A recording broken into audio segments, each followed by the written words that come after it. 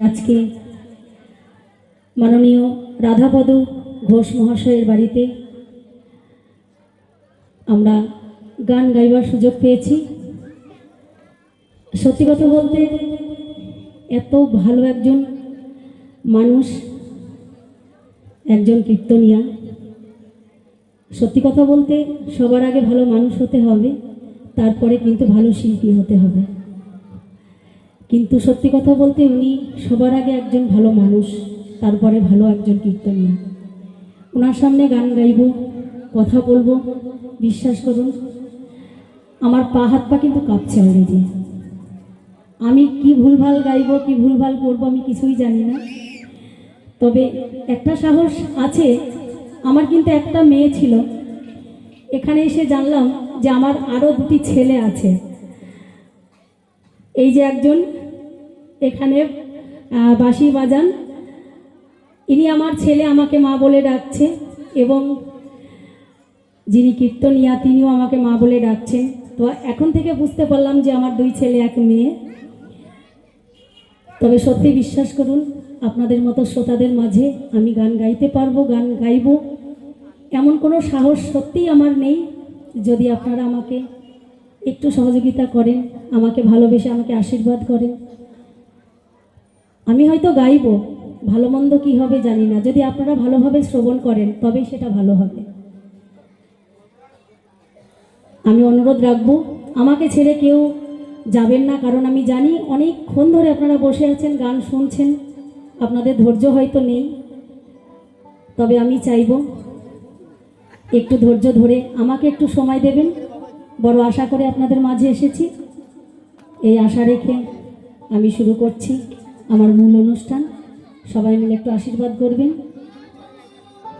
সবাই মিলে হৃদয় গৌর প্রেমানন্দে হরি বল, হরি বল, হরি বল, হরি বল।